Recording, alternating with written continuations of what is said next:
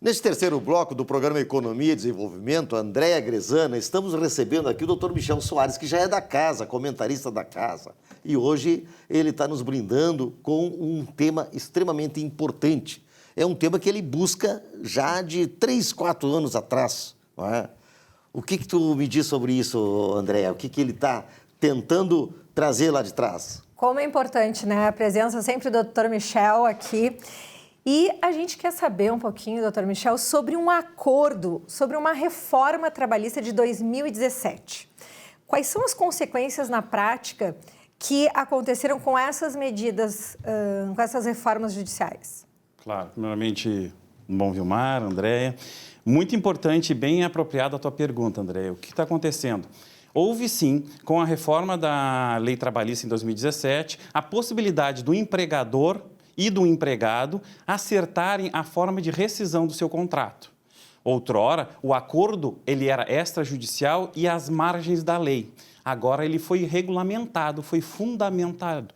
E o problema é que eu entendo que está ocorrendo é a operacionalização deste acordo, pois não raras exceções estão sendo escoadas no judiciário, pois a forma está sendo equivocada e não estão mantidos às claras como deve ser feito esse acordo.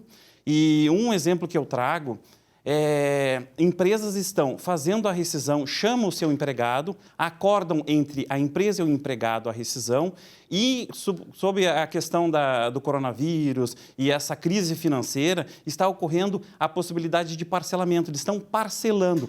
Isso eu não vejo prejuízo no parcelamento, pois se você judicializar essa demanda, no judiciário, conforme as leis e o código do CPC, permite ao empregador fazer esses parcelamentos e essa forma de parcelar. Então, eu não vejo aí um problema. O problema é quando se traz o empregado para a empresa, tentando conversar, tentando dialogar, sendo que eles não estão na mesma linha de argumentação e também não tem uma paridade de armas. E tu falas em relação a isso, também a ausência da homologação junto ao sindicato?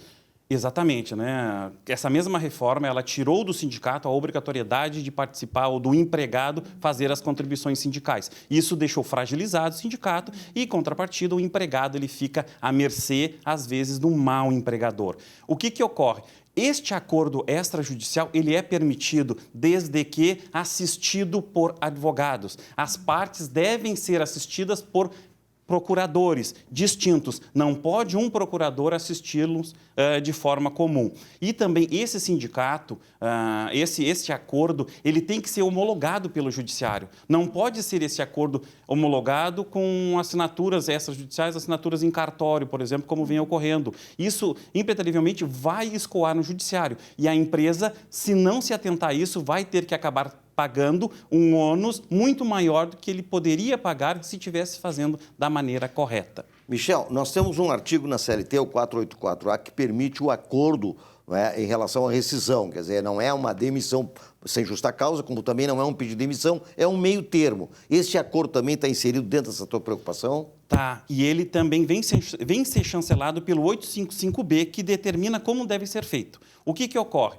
Quando se faz esse acordo extrajudicial, o empregador ele tem que ter preocupação em informar o empregado do que ele está deixando de ganhar. Lembrando, rapidamente aqui, né, Vilmar, que quando há uma demissão, uma rescisão sem justa causa, uma rescisão de forma comum, o empregado ele tem direito a receber saldo de salário, 13º, aviso prévio.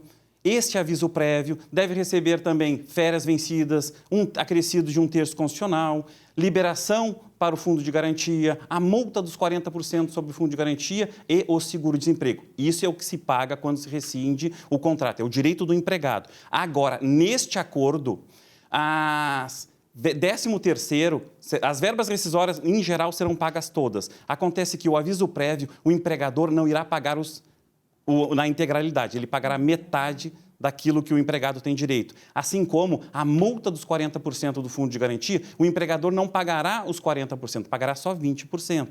O empregado também não poderá, quando for fazer a retirada do fundo de garantia, aquilo que está depositado ele não vai poder retirar 100%, ele vai tirar só 80%. E o prejudicial, o maior prejuízo que eu entendo é o seguro-desemprego. Este empregado não poderá encaminhar as guias para o seguro-desemprego. Eu acho que falta esta informação ao empregado quando deste acordo. André, o assunto é complexo, não é? Com certeza, isso. Como é importante falar, doutor, porque isso faz toda a diferença, né, na questão de um acordo. Se ele não vai ter essa possibilidade de encaminhar o seguro-desemprego, que hoje em dia é um recurso para o desempregado, né? Exatamente, e eu não estou aqui criticando, viu, André, essa ferramenta, essa inovação do nosso legislador, e sim que a operacionalização dele está sendo equivocada, seja pelo empregado, seja pelo empregador. Então, tem que se ter a real intenção dessa legislação e o cuidado para, de forma efetiva e eficaz, fazermos esse contrato, fazermos valer esses direitos sem prejuízo, sem prejudicar o empregado ou então o empregador, que, mal orientado, pode depois, no judiciário, ter que pagar muito mais do que deveria pagar. Michel, tu falaste uma coisa muito importante, que é a assistência jurídica. Por quê? Porque a reforma trabalhista, ela trouxe uma inovação, acordado sobre o legislado. Não é? Aquilo que as pessoas acordam, que o empregador acorda com o empregado, que o empregador trata com o empregado, e muitas vezes aquilo transcende, até supera ou até vai um pouco ao arrepio do legislado.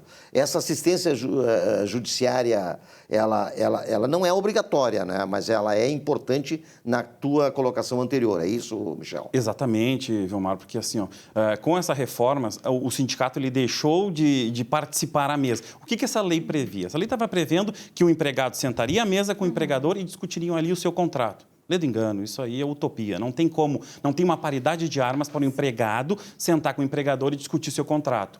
Como teve a desoneração da folha de pagamento do empregado, a desobrigação de pagar a cota sindical, então os sindicatos ficaram fragilizados e aí não há mais aquela representatividade. Hoje, infelizmente, se o empregado procurar o sindicato, ele vai dizer: você está pagando, você está contribuindo, senão não tem como lhe assisti-lo. Então, esse é um grande prejuízo. Então, a lei prevê e deve ser cumprida. Se o empregado não tem esse apoio, esse suporte do seu sindicato, o empregado ele pode procurar um procurador, um advogado de sua confiança para poder assisti-lo, desde a rescisão do seu contrato, da elaboração desse contrato, dessa minuta, pois que este contrato, de qualquer forma, vai ser homologado pelo juízo. Se o empregador sentar com o empregado e dizer que vamos fazer aqui, vamos homologar no cartório, vai ser nulo, porque o contrato ele exige a homologação, a chancela do judiciário, e para isso os procuradores devem estar assistindo as suas partes.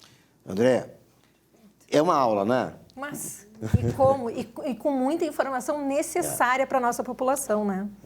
Michel, muito obrigado pela tua presença. O Michel aqui, cadeira cativa, é comentarista, né? Hoje nós estamos fazendo esse briefing aqui de entrevista com o Michel, que é extremamente importante para conhecimento de todos, né? E então nós terminamos agora esse terceiro bloco, vamos para o pequeno intervalo e continuamos logo após.